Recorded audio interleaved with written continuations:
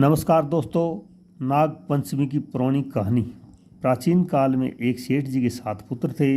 सातों का विवाह हो चुके थे। सबसे छोटे पुत्र की पत्नी श्रेष्ठ चरित्र की विदुषी और सुशील थी, परंतु उसके भाई नहीं था। एक दिन बड़ी बहू ने घर लीपने के लिए पीली मिट्टी लाने के लिए सभी बहुओं को साथ चलने को कहा, तो सभी डलियां और खुरपी लेकर मिट्टी खोदने के लिए चल पड़ी। तभी वहाँ एक सर्प निकला, जिससे बड़ी बहू खुरपी से मारने लगी। यह देखकर छोटी बहू ने उसे रोकते हुए कहा, इसे मत मारो, यह बेचारा निरपराध है, इसने हमारा क्या बिगाड़ा है। यह सुनकर बड़ी बहू ने उसे नहीं मारा। तब सर्प एक और जा बैठा। तब छोटी बहू ने उससे कहा, हम अभी लौट कर आती हैं, तुम यहाँ से जाना मत।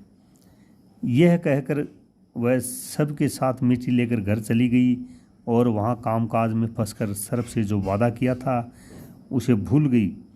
उसे दूसरे दिन वह बात याद आई तो सबको साथ लेकर वहाँ पहुँची और सर्प को उस स्थान पर बैठा देखकर बोली, सर्प भैया नमस्कार। सर्प ने कहा, तू भैया कह चुकी है इसलिए तुझे छोड़ देता हूँ, नहीं तो झूठी बात कहने के कारण तुझे अभी डस लेता।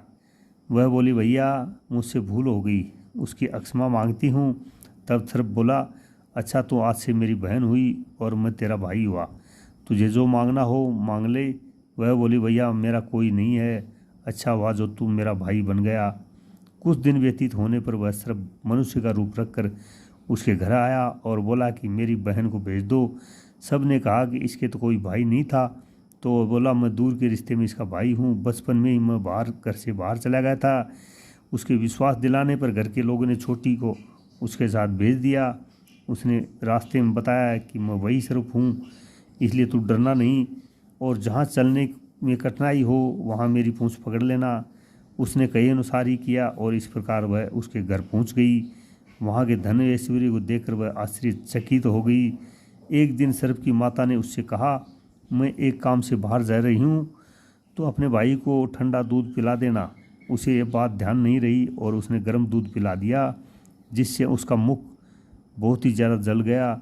यह देखकर सर्प की माता बहुत क्रोधित हुई, परंतु सर्प के समझाने पर शांत हो गई। तब सर्प ने कहा कि बहन को अब उसके घर भेज देना चाहिए। तब सर्प और उसके पिता ने उसे बहुत सा सोना चांदी जवाहरात वस्त्र आभूषण आदि देकर उसके घर पहुंचा दिया। इतना ढेर सारा धन देखकर बड़ी बहू ने ईर्ष्या से कहा, भाई तो बड़ा धनवान है, तुझे तो उससे और भी धन लाना चाहिए था। सर्प ने यह वचन सुना तो सब वस्तुएं सोने की लाकर दे दी। यह देखकर बड़ी बहू ने कहा, इन्हें झाड़ने की झाड़ू भी सोने की होनी चाहिए।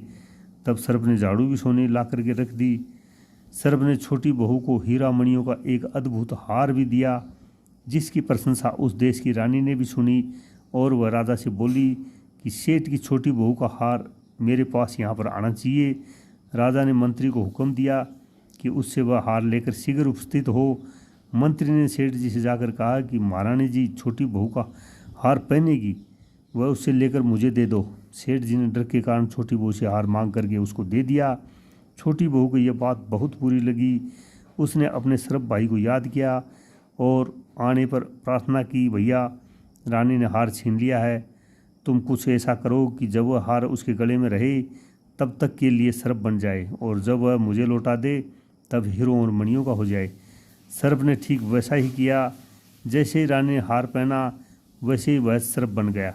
यह देखकर रानी चीख पड़ी और रोने लगी। यह देखकर राजा ने सेठ के पास खबर भेजी कि छोटी बहू को तुरंत भेजो। सेठ जी डर गए कि राजा न जाने क्या करेगा। वे स्वयं छोटी बहू को साथ लेकर उपस्थित हुए। राजा ने छोटी बहू से पूछा, तूने क्या जादू किया है, मैं तुझे दंड दूंगा। छोटी बहू बोली, राजन धृष्टता के लिए क्षमा कीजिए, यह हार ही ऐसा है कि मेरे गले में हीरों और मणियों का रहता है और दूसरे गले में सर्प बन जाता है। यह सुनकर राजा ने वह सर्प बना हार उसे देकर कहा, अभी पहन करके दिखाओ। छोटी बहू ने जैसे ही उसे पहना वैसे ही वो हीरों और मणियों का बन गया। यह देखकर राजा को उसकी बात पर विश्वास हो गया और उसने प्रसन्न होकर के उसे बहुत सी मुद्राएं भी पुरस्कार में दी। छोटी बहू वहाँ से हार और इन सहित घर लौट आई। उसके धन को देखकर बड़ी बहू ने ईर्ष्या के कारण उसके पति को सिखाया कि छोटू बहू के पास कहीं से धन आया है। ये सुनकर उसके पति ने अपनी पत्नी को बुलाकर कहा, तुम ठीक ठीक से बता कि ये धन तुझे कौन देता है। तब वह सर्प को याद करने लगी। तब उसी समय सर्प ने प्रकट होकर कहा, यदि धर्म बहन को आचरण पर संदेह प्रकट करेगा तो मैं उसे अभी डस लूँगा। यह सुनकर छोटी बहू का पति बहुत प्रसन्न हुआ और उसने सर्प देवता का बड़ा सत्कार किया। उसी दिन से नागपंचमी का त्यौहार मनाया जाता है और स्त्रियां सर्प को अपना भाई मानकर उसकी पूजा करती हैं। दोस्तों, ये है नागपंचमी का त्यौहार। अगर आपको नागपंचमी की पुरानी कथा अगर ये अच्छी लगी हो तो लाइक करें, शेयर करें, सब्सक्राइब करें और नागपंचमी को मनाएं हर वर्ष। जय हो नाग देवता।